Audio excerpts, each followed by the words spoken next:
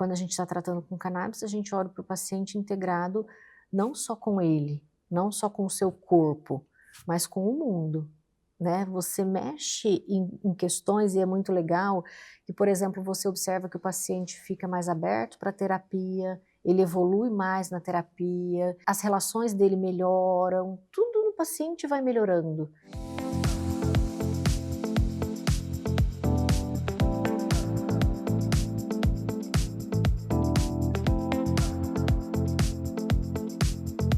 E antes de começar o episódio de hoje, eu quero apresentar e agradecer com muito carinho os nossos patrocinadores, que acreditaram nesse projeto desde o início e tornaram o consultório aberto ainda mais especial. A começar pela Cerrado Chic, uma loja que eu simplesmente amo. Com curadoria impecável em peças de decoração, móveis e itens exclusivos. Foi a Cerrado Chic que assinou toda a ambientação do nosso cenário. Com bom gosto, originalidade e aquele toque que faz toda a diferença.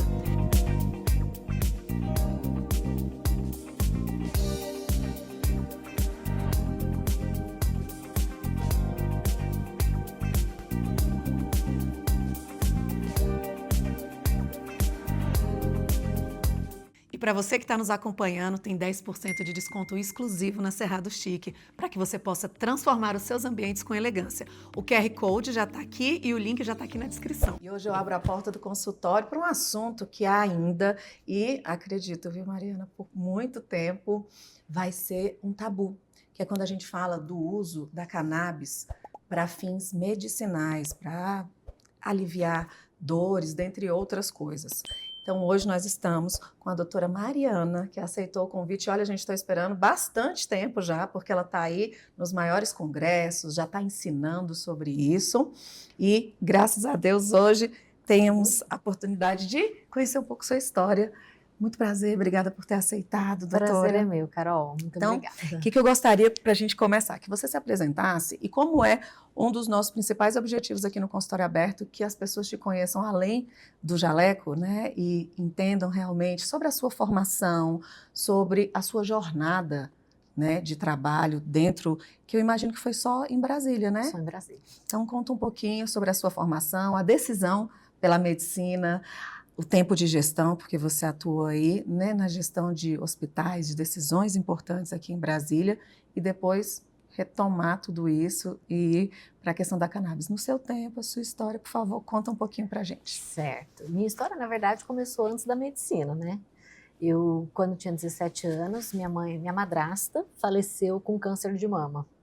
E ela tinha feito tratamento em São Paulo, no Hospital do Câncer, a C. Camargo. E ela era apaixonada pelas enfermeiras que cuidavam dela. E aí eu quis ser enfermeira oncológica.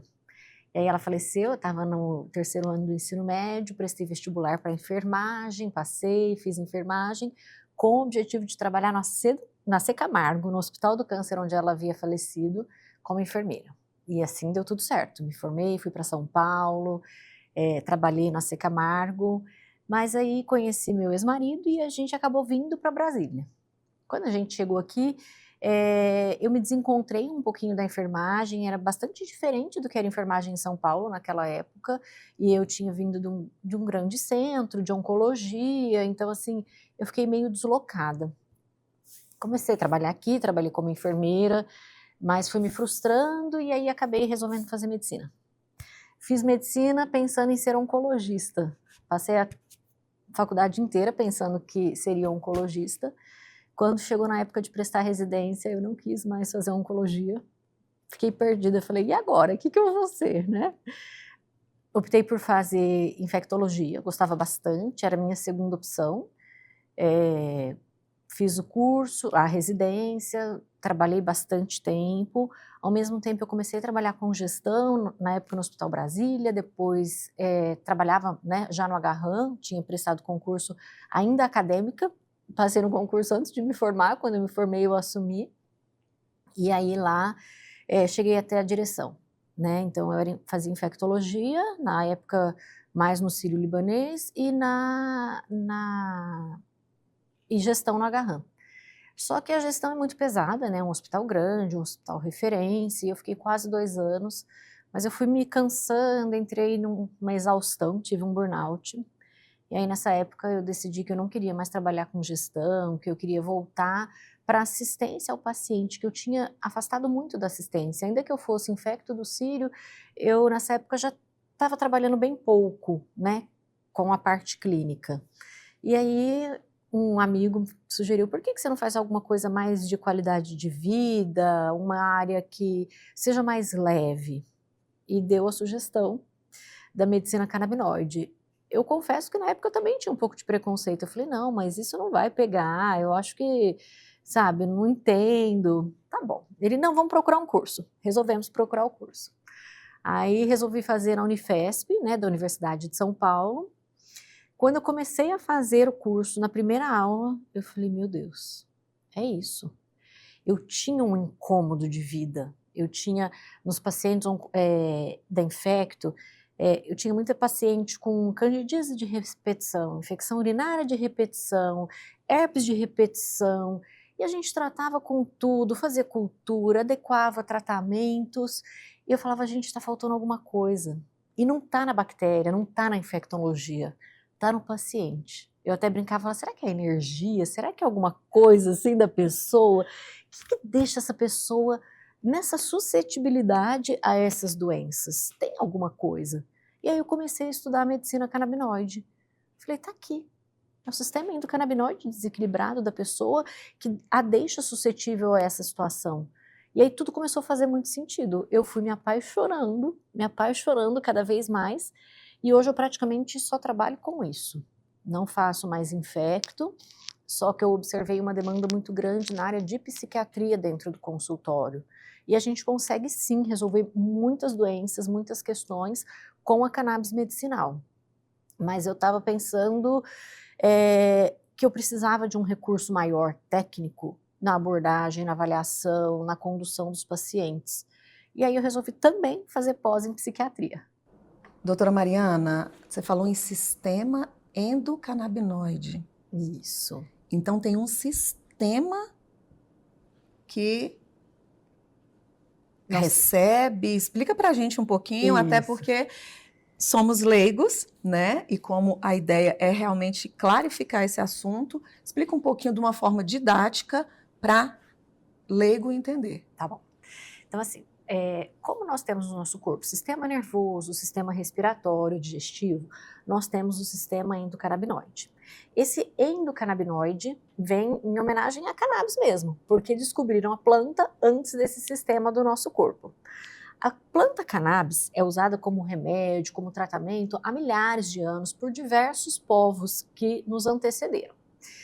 E aí começaram a se questionar, né? Os estudiosos pensavam, bom, se quem usa a planta, seja fumada, seja através de chás, de infusões, de emplastos, essas pessoas têm um benefício, onde é que essa planta age? E aí começaram a estudar sobre a planta e sobre o nosso corpo. Descobriram que nós temos no nosso corpo receptores chamados, que foram nominados de receptores canabinoides. Bom, Deus não faria receptores no nosso corpo à toa, nem esperando o dia que a gente fosse consumir um derivado da maconha. Esses receptores existiam porque deve ter alguma coisa no nosso organismo que se liga neles. E aí descobriram que nós temos ligantes endógenos, que foram chamados de endocannabinoides, que são molecularmente, funcionalmente semelhantes às moléculas da planta cannabis, que se ligam nos receptores canabinoides.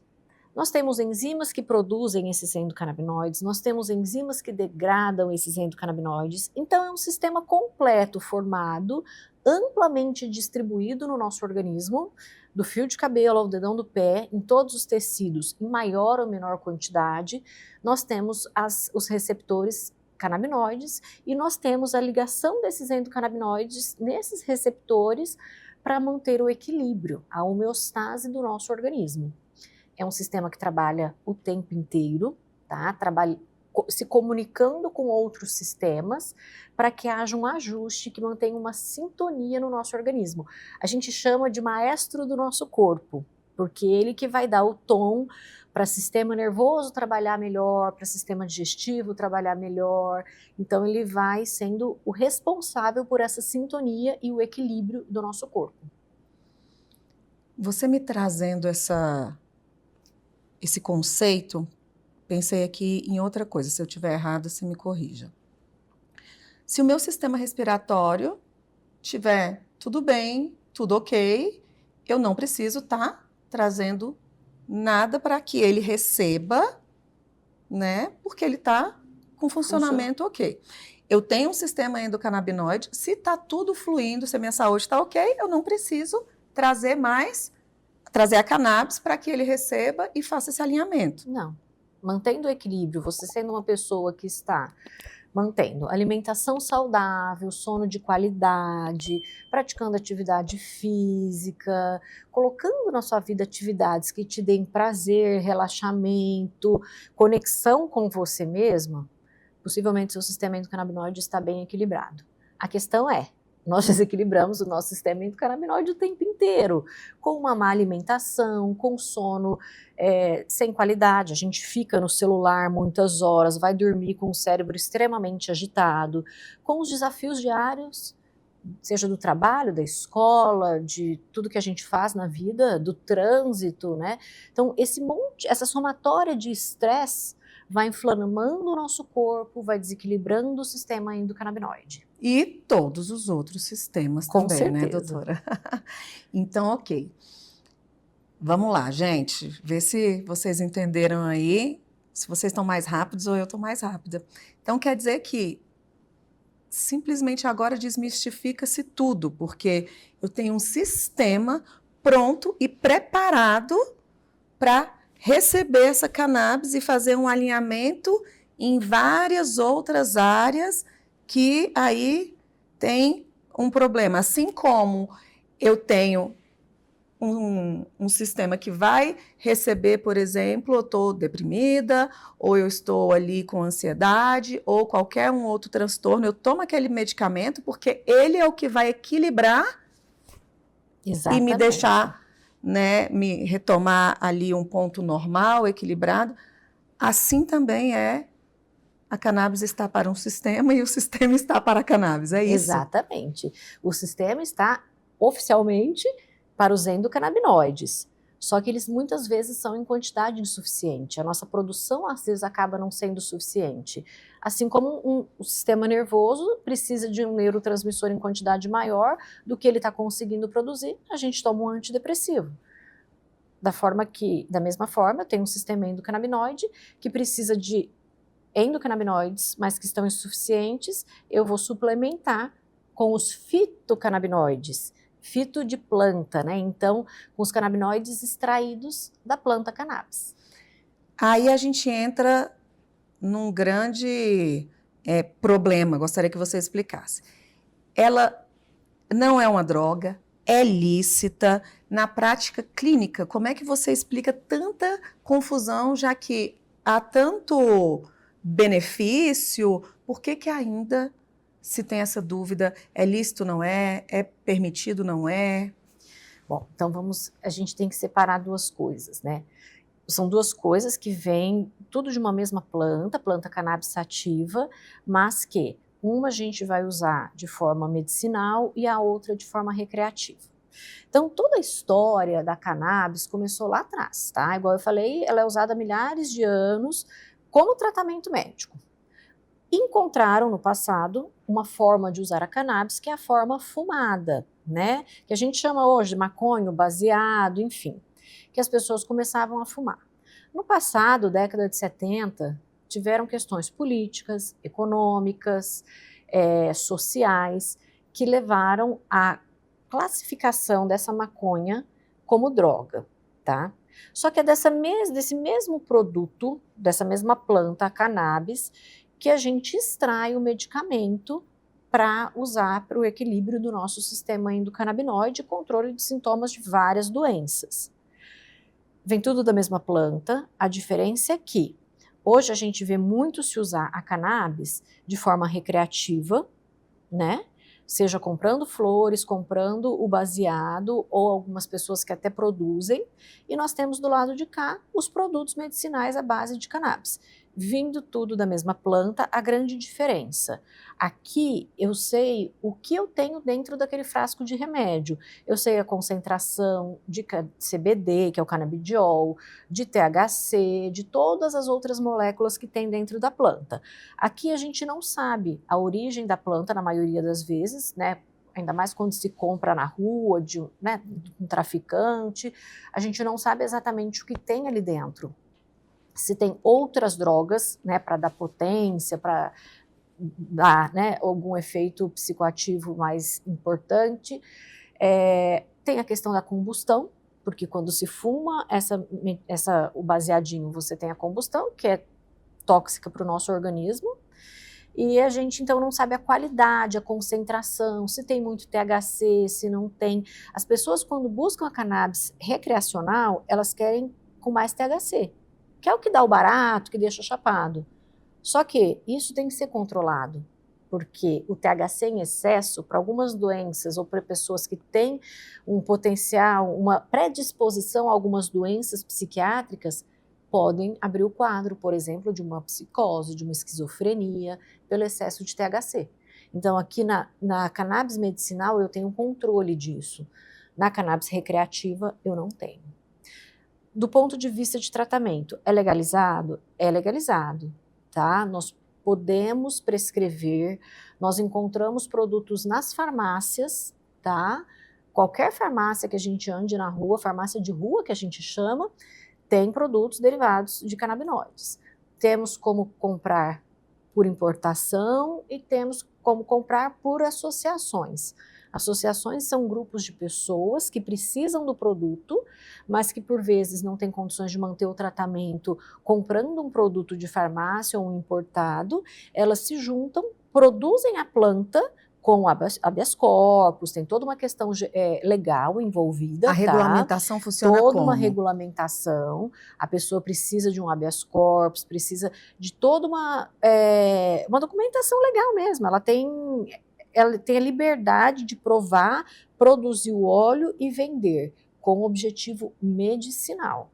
Então, ela tem vários critérios, tem todo um rigor, porque aquela planta que está sendo plantada por um grupo de pessoas só pode sair dali na forma de remédio, não pode sair com outro objetivo, seja ele recreacional ou de comércio. Entendi. E o que o paciente precisa saber antes de começar a usar esse medicamento? Coisas importantes. Eu já consegui entender uma que, por exemplo, eu não sabia que era o THC que dava esse barato, ou seja, tem muita coisa nas entrelinhas aí, né? Não é, tô com dor, toma tantas gotas, ou seja... Não. O objetivo principal do tratamento é modular o sistema endocannabinoide. Mas na maioria das vezes as pessoas não nos procuram por isso. Eu quero modular meu sistema endocannabinoide, até porque a maioria das pessoas nem sabe desse sistema. Né? É um sistema que está entrando nos livros de medicina agora. Então, as pessoas procuram para controle de algum sintoma, ou de dor, ou de ansiedade, depressão, fibromialgia, alguma coisa, alguma queixa que ele sabe ou ouviu falar que pode ter resposta com o uso da cannabis medicinal. Primeira coisa que ele tem que entender é que é um tratamento que deve ser prescrito por médicos, tem algumas indicações em odontologia, e aí o odontólogo pode prescrever também, especificamente para as questões de doenças orais. É um tratamento a longo prazo, porque a gente vai modular um sistema que está ali bagunçado. Quando a gente modula o sistema, a gente vai começar a ter resposta em alguns sintomas, porque ele vai modular em especial dor, humor, inflamação, sono e apetite. Bom, independente disso, para a pessoa vir, ela tem que saber que a partir de agora começa um tratamento que vai ser prioritariamente com gotas. Tem outras formas da gente usar, mas a maioria das vezes a gente começa o tratamento com gotas, com um produto, um óleo extraído da cannabis, de origem controlada, seja da farmácia ou de importação, com regulamentação, e esse tratamento deve ser feito com acompanhamento médico. Não dá para a pessoa vir, achar que vai pegar um frasquinho de remédio, vai comprar e vai tomar por conta. Não. Inicialmente ele precisa desse acompanhamento rigoroso para ajuste de dose, ajuste de produtos, porque na planta eu tenho mais ou menos 500 componentes. 200 são canabinoides, outros 200 são terpenos, flavonoides, que também têm importância terapêutica. Quando eu vou prescrever um tratamento para você, eu vou, enquanto médico, eu tenho que saber a indicação, eu tenho que saber qual é a molécula que eu vou usar prioritariamente, se é canabidiol, que é o CBD, se é o THC, se é o CBG, se é o CBN. Tenho que saber as outras moléculas que também compõem a planta e que compõem o produto vão ser mais adequadas para você, porque tem moléculas que dão sono, eu não posso usar para você durante o dia, tem moléculas que agitam, eu não posso usar para você à noite. Então tem que ter um cuidado médico na seleção desse produto, para saber o que eu posso usar para você. Se, por exemplo, você tem história familiar de esquizofrenia, eu vou tomar muito cuidado para usar THC para você. Possivelmente a gente não vai usar, tá? Ainda que a gente já tenha estudos para esquizofrenia, mas a gente tem que saber usar. Então não é um remédio que você vai ficar na sua casa ali igual uma dipirona, que quando você tem dor de cabeça você toma. Não, você vai usar cronicamente com acompanhamento médico. E sem falar que para cada patologia existe uma molécula específica, existe uma dose específica, uma forma de uso específica. É uma terapia individualizada. A terapia da Carol é só da Carol. De outra pessoa é de outra pessoa. Eu posso até usar o mesmo produto para duas pessoas diferentes. Só que a dose, a forma de usar, como a gente vai ajustar e os resultados são individuais. É uma terapia extremamente individualizada. E doutora, por que ela dá certo com tantas patologias diferentes, como fibromialgia? Eu fiquei surpresa, quero até um pouco falar sobre a questão da menopausa. E para além desses, né, Alzheimer, tem tantas coisas. Por que ela funciona, né, e respondem tão bem a esse ativo? Porque o nosso sistema endocannabinoide está distribuído no corpo inteiro, em todos os órgãos, tecidos e células. Em cada órgão-alvo, ele tem uma função específica, né? Em cada tipo celular, ele vai ter uma função, uma forma de atuar. Então, quando a gente equilibra o nosso sistema endocannabinoide, como eu falei, né, ele equilibra algumas funções importantes de sono, dor, humor, mas ele vai equilibrar o funcionamento daquele sistema. Então, por exemplo, uma pessoa que está com depressão, possivelmente ela está produzindo menos neurotransmissores, ou não está captando os neurotransmissores que ela produz. Vem o sistema endocannabinoide e informa para aquele cérebro produzir mais ou menos neurotransmissor. E aí aquilo regula. Então ele vai trabalhar como um regulador da função dos outros sistemas. Como a gente tem sistema endocannabinoide no corpo inteiro, ele vai fazer isso no corpo inteiro, em todos os tipos de tecido. Então, age, por exemplo, na modulação. A falta de hormônio, por exemplo, desequilibra o sistema endocannabinoide. Acontecem os sintomas da menopausa, aquele desarranjo, sistema endocannabinoide, sistema hormonal, provoca a piora da sintomatologia da falta do hormônio. Não é que ele vai lá no cérebro e vai falar para a hipófise mandar produzir mais hormônios no ovário, não é isso. Mas ele vai ajustar o nosso organismo para que a falta do hormônio seja menos sintomática. Então ele ajusta o organismo e ele comanda algumas informações para que o organismo e os outros sistemas se ajustem. Então, sintomas do climatério, por exemplo, como a insônia, a irritabilidade, né, dentre os, eu falo 170, né, sintomas, quando eu equilibro o sistema endocannabinoide, o que ali está me faltando? Estradiol, progesterona. Isso, o que acontece? O estradiol, a progesterona, eles também estão em profunda ligação com os nossos com os nossos neurotransmissores. Sim. A alteração do sistema endócrino vai comprometer o funcionamento cerebral, por isso que a gente tem tantos sintomas, né, neurológicos. O que acontece? Quando o sistema endocannabinoide começa a atuar nesse desajuste, melhora o funcionamento cerebral e os sintomas, irritabilidade, depressão. Ele não vem e fala, aumenta o número de estrógeno e progesterona, a quantidade. Não, ele não vai fazer aumentar o hormônio. Ele vai diminuir os sintomas neurológicos da falta do hormônio. Ele vem equilibrar. Quando tira o hormônio, nós começamos a ter sintomas neurológicos, né? Neuroendócrinos, que a gente fala. Sim, doutora, eu não sei se você já leu Cérebro na Menopausa. Já? Você já leu também A Nova Menopausa? É um outro livro? Esse eu não li ainda, Eu tô com ele aí, inclusive. É incrível o quanto emocionalmente essa questão das decisões, como a gente faz coisas, é realmente... Eu não acredito que eu tive essa atitude, é um momento de desconhecimento mesmo. E aí, aqui nessa conversa agora, e o que a gente estava falando no bastidor, assim como a bebida, por exemplo, ela corta ali o nosso campo, o nosso poder de decisão no córtex, a menopausa, esse climatério também vem e traz... Será que a atuação é justamente aqui no córtex também? Ele atua, na verdade, os hormônios da mulher atuam no corpo todo, né? No cérebro, no coração, tanto que a gente aumenta o risco de infarto após, né, quando a gente está no climatério, enfim. No tecido linfático, a gente tem atuação hormonal em tudo. A falta desse hormônio que vem junto com o climatério, né, vai desregular o funcionamento dos outros sistemas.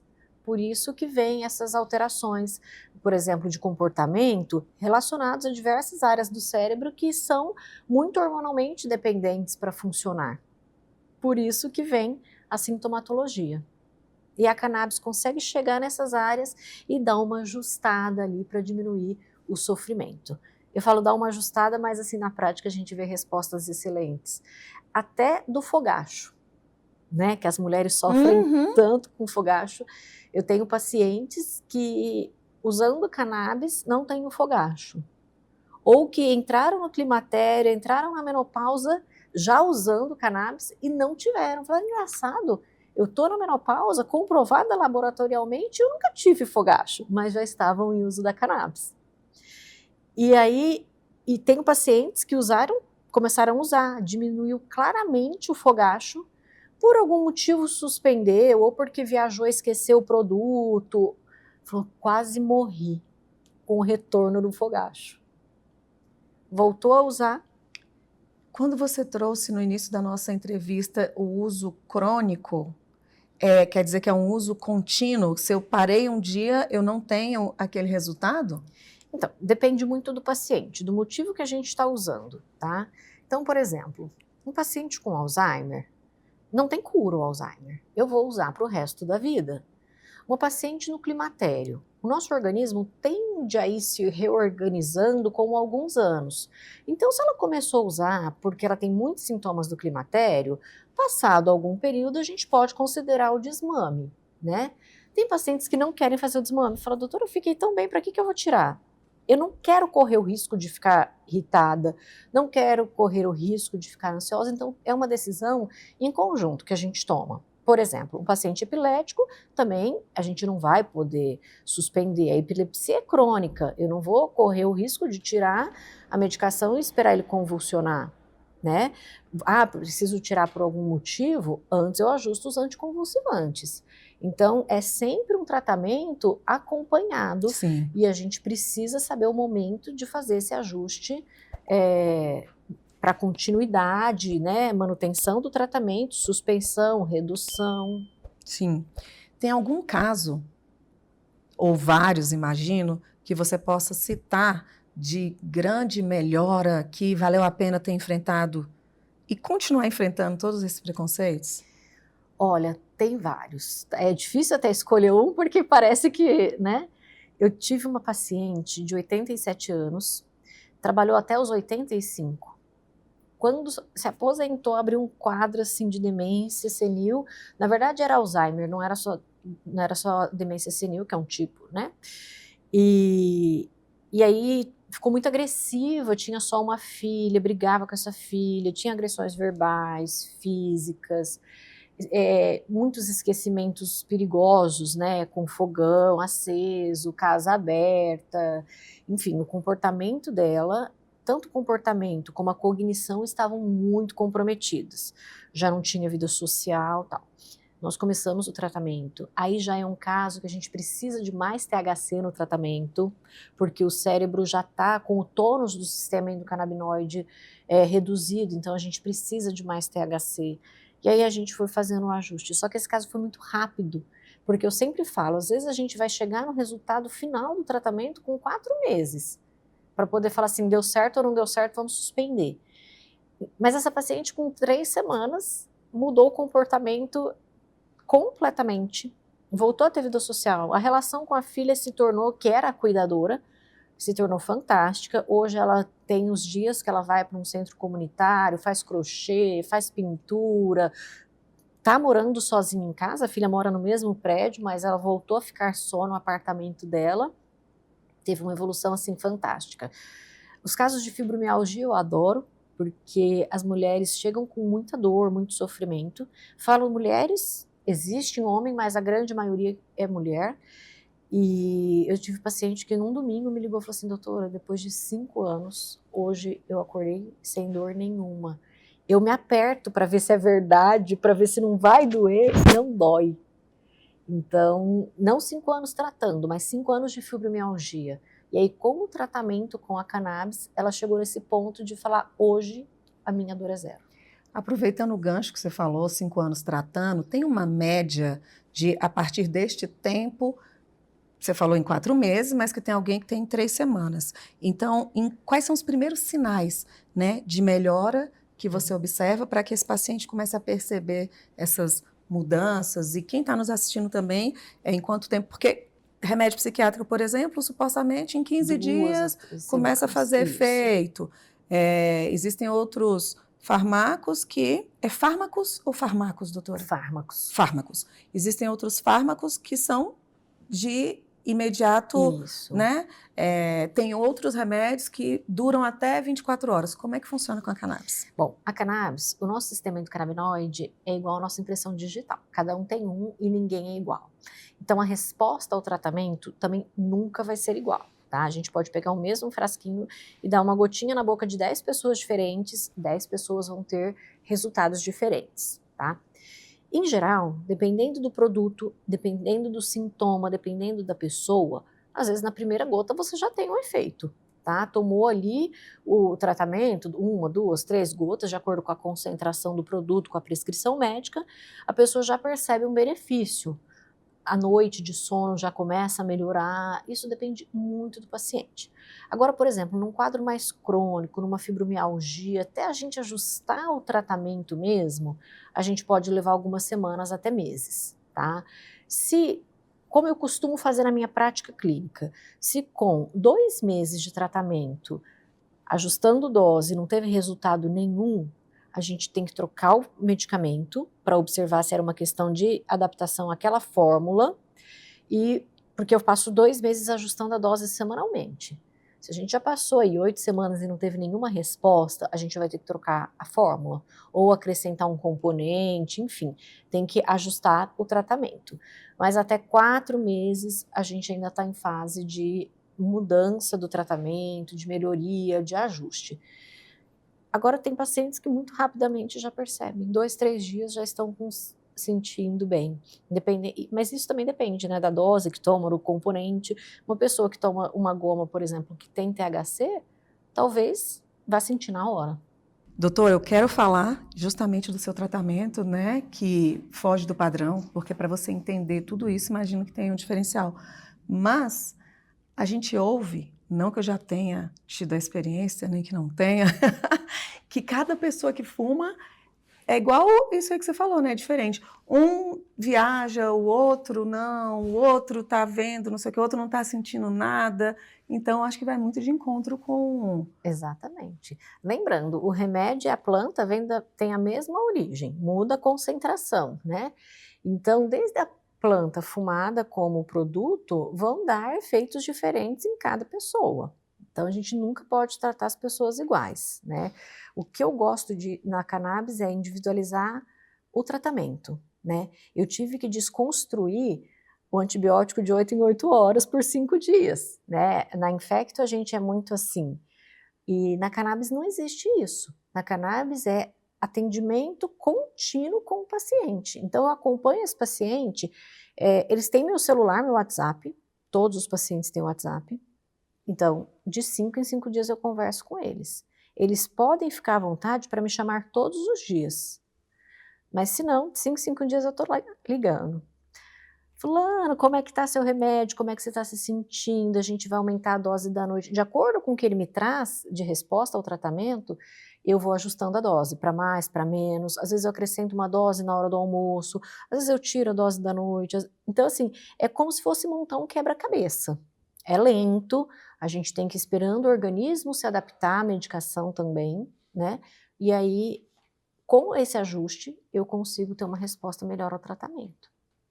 O objetivo desse ajuste é tão próximo, é visando sempre a questão do melhor resultado para esse tratamento, ou há também alguma probabilidade, alguma contraindicação, ou algo que possa acontecer que você tem que estar tão de pertinho ali? Não, assim, o que a literatura traz para a gente é que a gente tem que sempre começar o tratamento devagar e evoluir devagar. Por quê?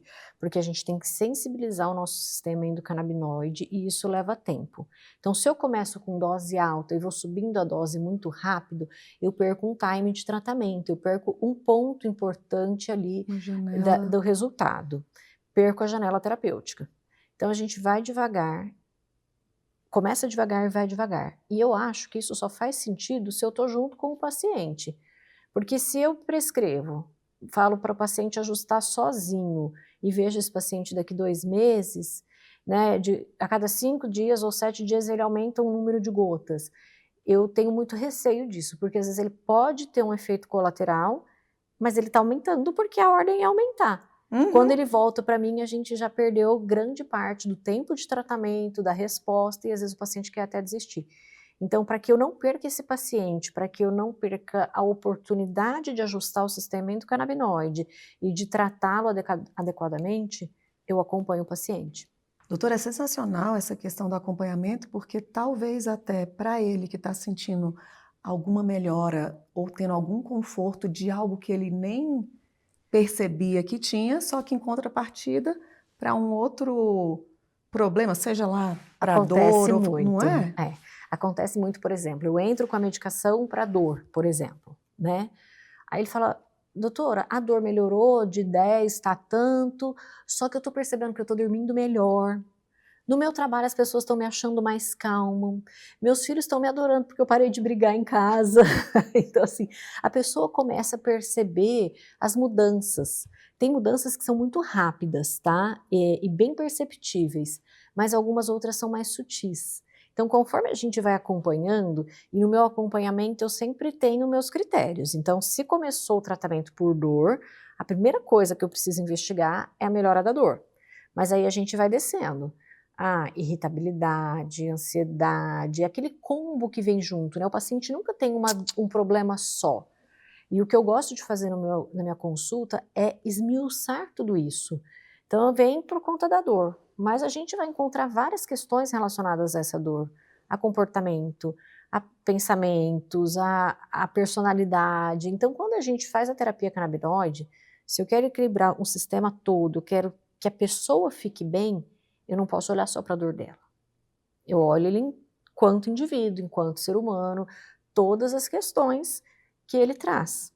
Né? Os pacientes às vezes falam, nossa, doutora, sua consulta demora 2 horas, é muita coisa. Mas tem que ser. Se eu quero te conhecer, e eu não te conheço também só numa consulta de 2 horas, a gente leva tempos, né, para conhecer melhor, ajustar melhor o tratamento. Eu acho que tem que ser assim para que a gente tenha mais resultados. Sim, e mais efetividade, porque com certeza você tem as perguntas certas que vão te trazer as respostas que são, né, proeminentes, são pertinentes para aquilo que está acontecendo, e pode acontecer também da pessoa estar tão aliviada com algo que vai querer ali aumentar né, muito, e isso não pode, porque não é o fato de ser natural, é natural, né? É Totalmente. natural. Nós temos moléculas sintéticas, tá? São as que são vendidas em farmácia, tem THC sintético, CBD com THC sintético. São bons, a gente usa, mas quando a gente usa o extraído da planta, que é natural, que também está na farmácia, que é um fitoterápico, a gente tem uma potência maior de resultados, tem uma resposta melhor por um efeito que a gente chama de efeito entorragem, que é a junção de todos os componentes que tem na planta, potencializando o efeito dos canabinoides e também sensibilizando o nosso sistema endocannabinoide. É engraçado que a gente acha que a gente tem cannabis, terpenos, flavonoides só na planta da cannabis, mas existe o CBD em outras plantas, em quantidade menor, que precisaria de muitas plantas para se fazer um frasco de remédio. Existe CBD em outras plantas.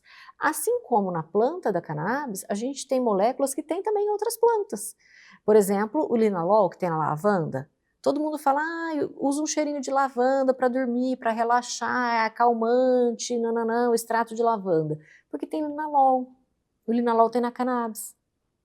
Então, assim, Que relaxa. que relaxa. Então, a gente tem essa mistura desses componentes que tem na planta, dando esse efeito de potencialização do resultado. Doutora, você vem construindo um posicionamento bem consistente, né? Inclusive dando aula para outros médicos. Que tipo de referência você quer se tornar dentro dessa área, né? Dessa especialidade?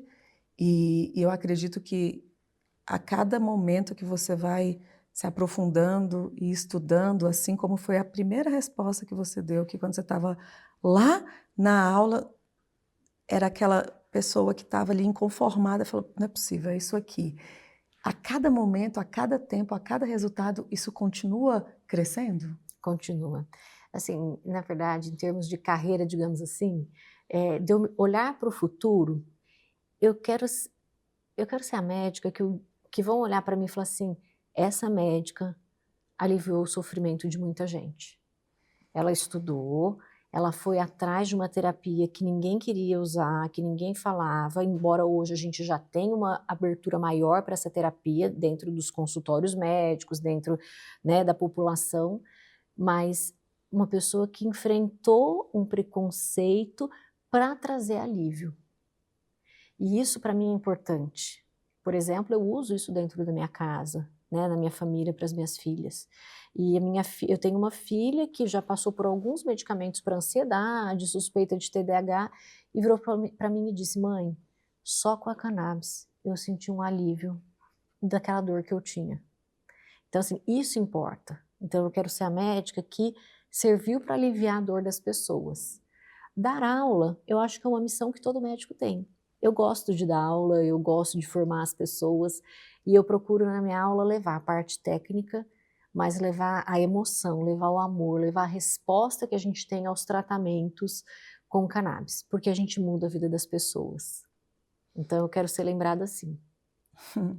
E isso que você falou de multiplicar, né, acredito que é um legado que você vai, né, deixar. Ser pioneira nas coisas é desafiador, É desafiador. mas em contrapartida, esse caminho aberto, uma vez visto, não tem como desver. Hoje a gente tem uma medicina muito maquinizada, digamos assim, né? Então o paciente não tem, espera do médico, muitas vezes não tem aquele médico olhando para a sua dor, olhando como um todo. E eu quero, como a medicina canabinoide, resgatar essa medicina do passado, em que a gente olhava para o paciente, olhava para a dor dele, olhava para o contexto familiar, para o contexto social, religioso, cultural, tudo isso importa. Então, a cannabis te dá uma oportunidade de resgatar isso.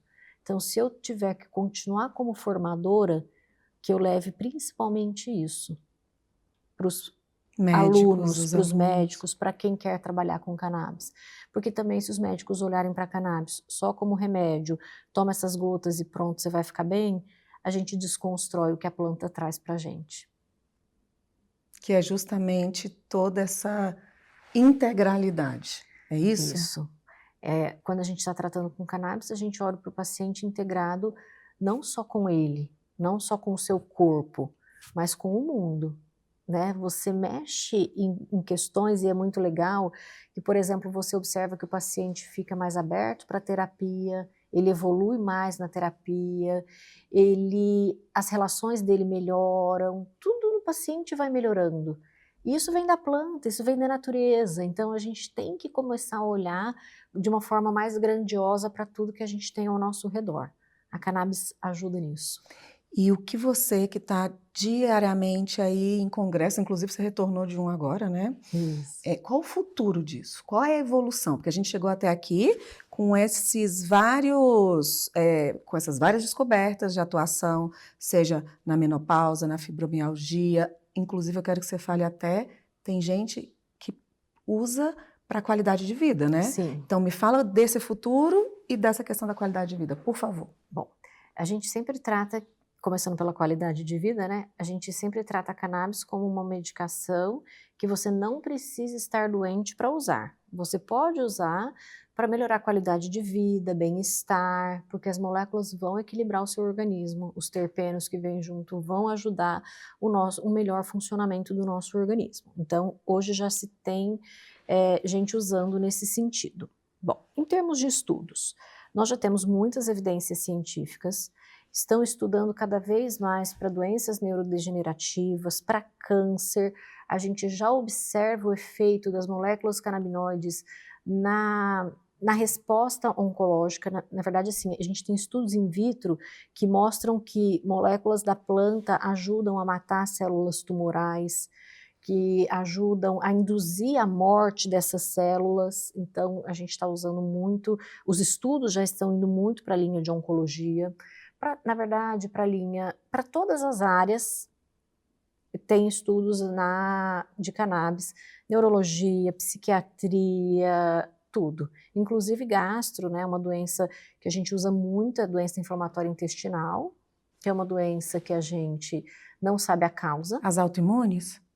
A doença inflamatória intestinal, ela tem um desajuste imunológico e é uma inflamação crônica do intestino que ninguém sabe a causa. Pode, é alimentação, mas a causa exata ainda não é muito clara.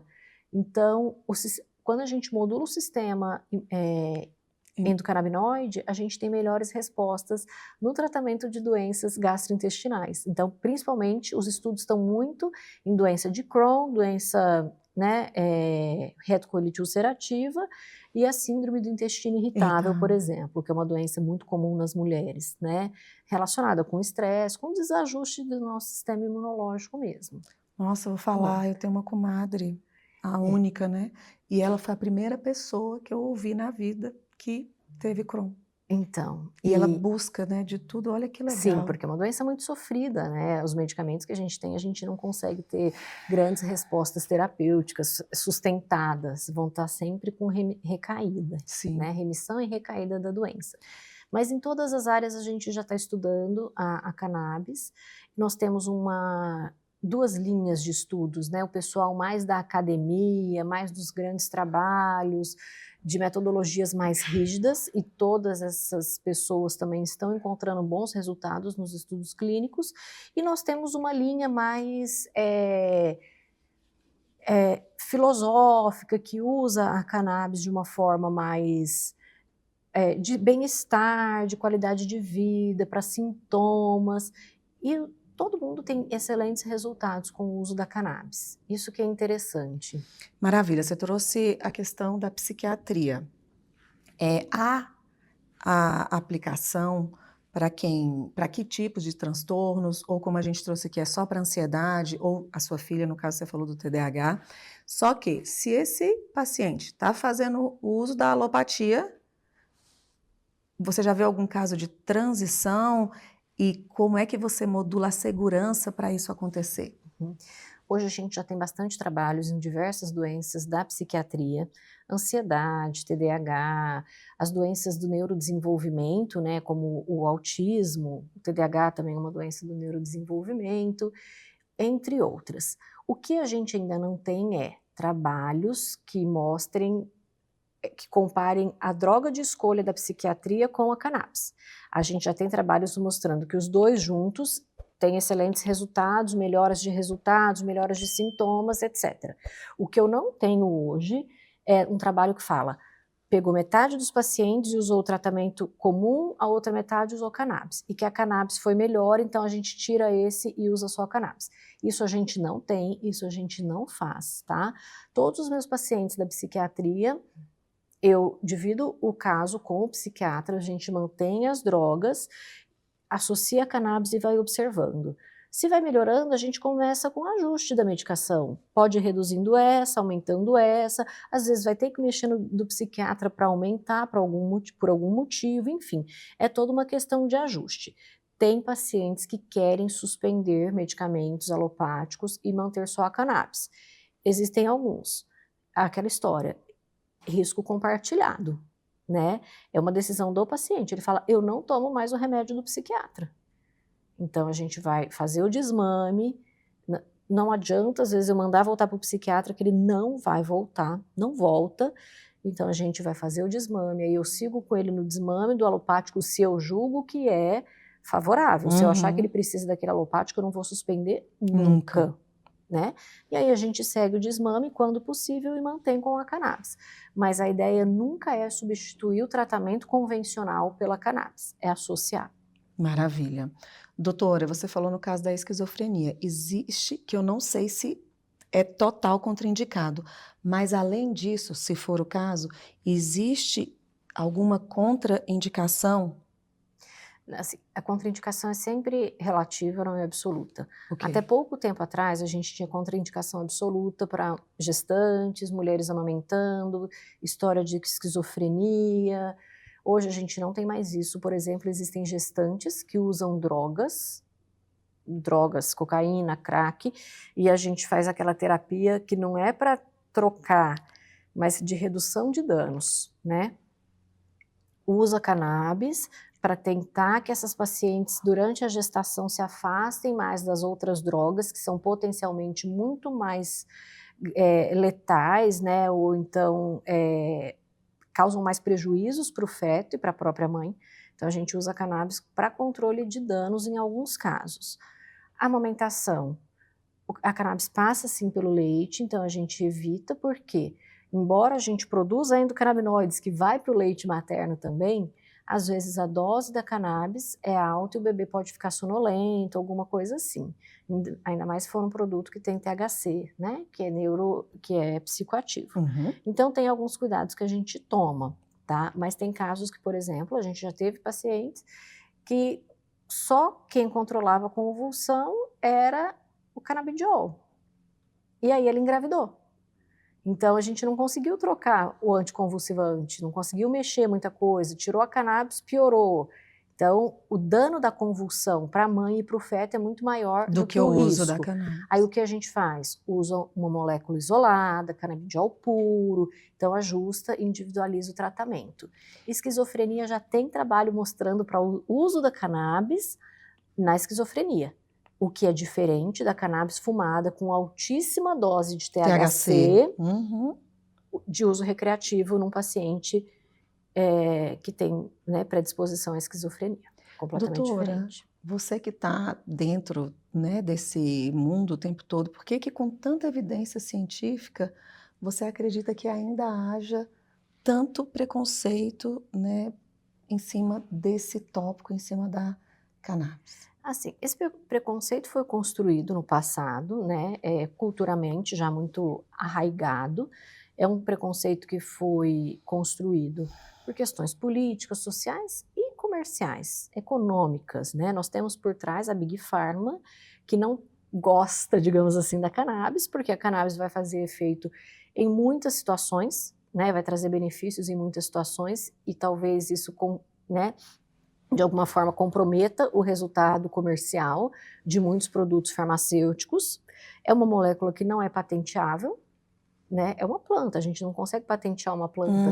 Então nunca se vai criar uma fórmula farmacêutica que só o laboratório A, B ou C consiga patentear e vender com exclusividade, que esse é o grande foco, né, das indústrias farmacêuticas. Mas Eu acredito assim que esse preconceito foi criado aí.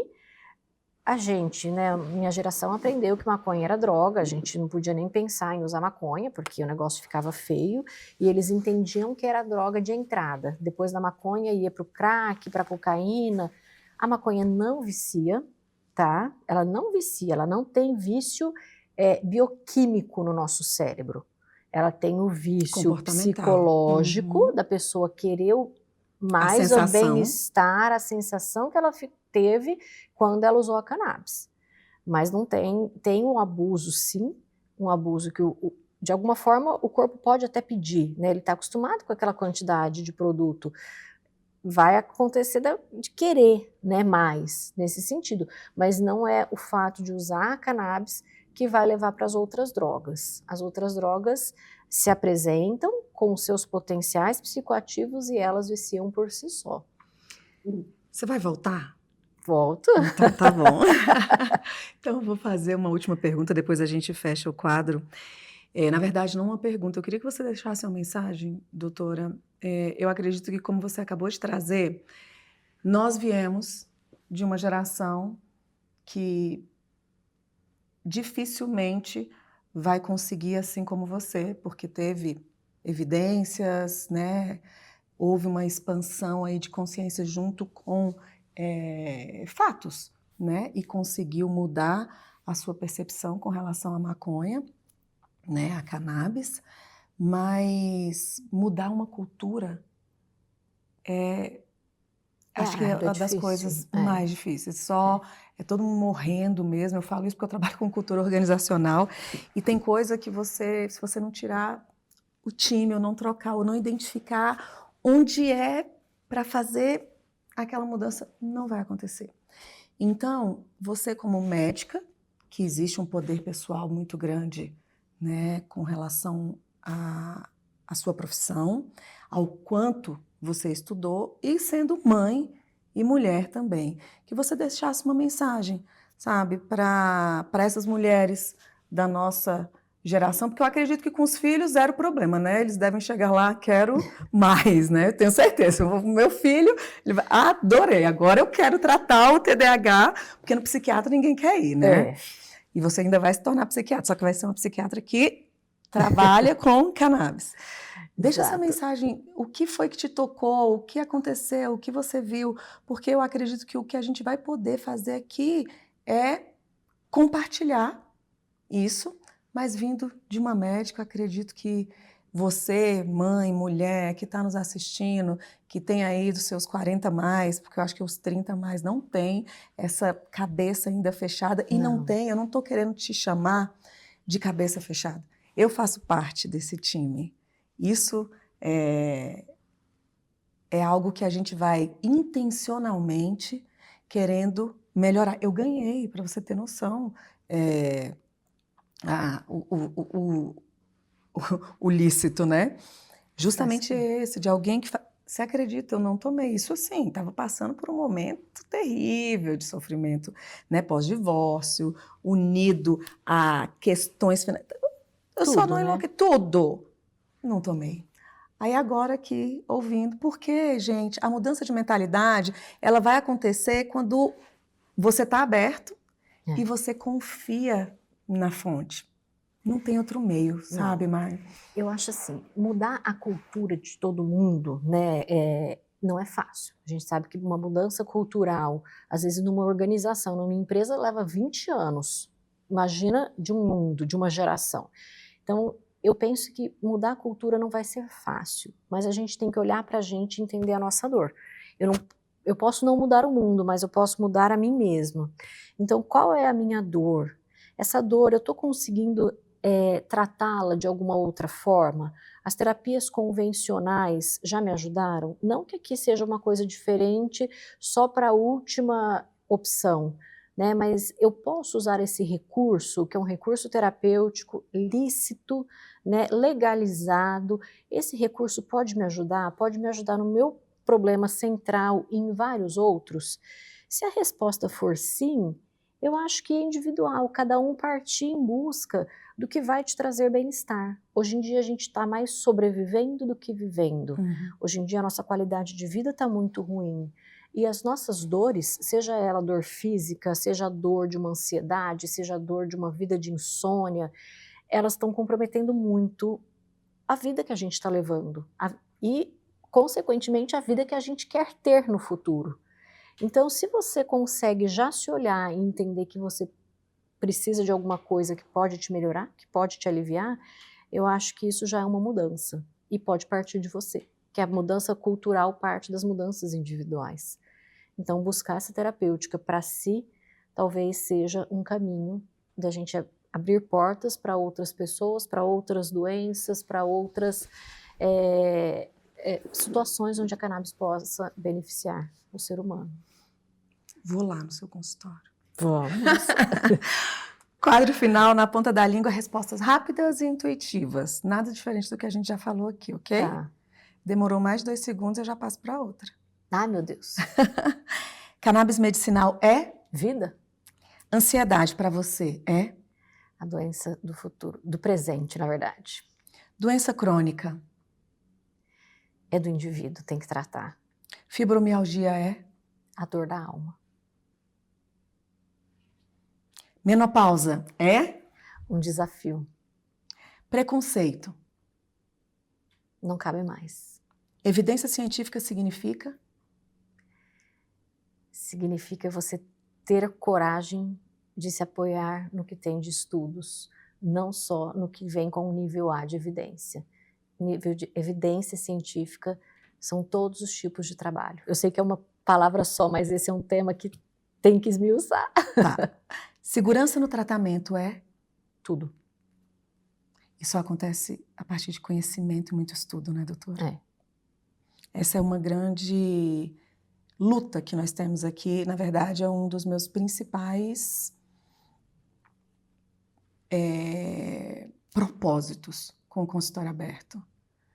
Não só incentivar que você estude, que você busque conhecimento, porque o grande autor da sua saúde e da sua doença é você. Assim como também fazer escolhas por profissionais que de verdade têm conhecimento, embasamento e conhecimento de causa para atuar, porque não é todo mundo que pode te receitar a gotinha do cannabis e que vai fazer diferença. Exatamente. Quando você investe numa consulta, quando você investe num profissional, você investe em você. E isso é prioridade, porque eu já vi pessoas aí sofrendo, né? E não posso fazer a reposição hormonal, mas tem iPhone. Exato. Então, o que você prioriza, o que está doendo mais? É olhar para a dor que a gente quer mexer. E existe uma questão muito difícil que é mexer com as nossas dores, né? A gente foge o máximo que a gente pode. A gente olha para as dores só quando a gente não está mais dando conta. E aí, ou você olha para ela, ou você não olha para mais nada. Uhum. Exatamente. Quando você chega numa situação de que a vida não anda mais enquanto você não resolve aquilo. E eu acho que o tratamento, quando a gente olha para o paciente como um todo, eu tenho certeza de que tudo começa a melhorar. E na minha consulta eu pergunto tudo. Eu falo, se preparem, porque eu sou pior do que o FBI. Boa. E finalizando, saúde em uma palavra para você. Autocuidado. Esse olhar, né, doutora? Obrigada. Ai, valeu a pena te esperar. Ai, que mesmo. bom. E eu falo por mim, tá? Não é simples para mim, mas fez toda a diferença, como eu te disse. Ouvir de você a trajetória, né, a mudança, tem ciência, não ouvir, né, a gracinha ou falar, não, é sério. É sério. Salva. Assim, que eu comecei a falar da medicina baseada em evidências, eu poderia ter só respondido é fundamental, mas existe uma briga tão grande, se quiser até gravar, medicina baseada em evidências é fundamental. Posso só responder isso e corta essa parte. Mas é que as pessoas falam que não tem evidência. Evidência tem. É que a gente tem uma pirâmide de evidência, de medicina baseada em evidências, tá? O topo da pirâmide, que equivale a isso aqui, topo de pirâmide, você sabe como que é, né? Só aquela pontinha, são as evidências nível 1A, que são meta-análise, que pega trabalhos, 300 trabalhos na área, avalia todos e observa que todos o resultado foi positivo, então aquele resultado é o melhor que tem. Só que quando a gente vai estudar realmente medicina baseada em evidências, não é só isso. Se eu fizer um relato de caso, tratei a Carol e ela ficou super bem, e eu faço um relato de caso, isso está dentro da minha pirâmide de medicina baseada em evidências. Então, eu tenho ali a prova de que deu certo. Ah, mas a gente avaliou 1 milhão de pacientes, você avaliou só a Carol. Não tem problema, ela é uma evidência, baixa perto de 1 milhão, mas ela é uma evidência. E quando a gente vai destrinchar, sair da pirâmide, né, da classificação da medicina baseada em evidências, e vai entender o que é medicina baseada em evidências, é uma junção de artigos científicos ali, o que tem na pirâmide, tem que ter alguma coisa ali de dentro, seja do topo ou da base, é experiência profissional, desejo do paciente. Sim. E o contexto. Então, por exemplo, você está lá na mata, no meio dos índios, e você tem uma índia com uma doença X. Tá, a melhor coisa é a evidência nível 1A é, sei lá, tomar quimioterapia tal, tomar um antibiótico tal. Mas não tem. Só que ela, naquele contexto, com a questão cultural, que ela só toma remédio da floresta, porque senão ela é impura, tendo um cacique que sabe o remédio para aquela doença, entendeu? Qual é a melhor... O que é fazer medicina baseada em evidências ali? É trazer, levar de Brasília o quimioterápico? Ela vai morrer, ela vai ser expulsa da tribo. Sim. Entendeu? Então a melhor evidência ali é o quê? É dar o remédio da floresta, que o cacique vai fazer, que é o que ela quer. Até porque... E que de alguma forma o cacique da floresta com aquela planta já curou 300 índios. Sim. Então eu tenho uma evidência ali. Mas não está escrito. Agora na cannabis eu não tenho nenhum cenário desse. Está tudo escrito.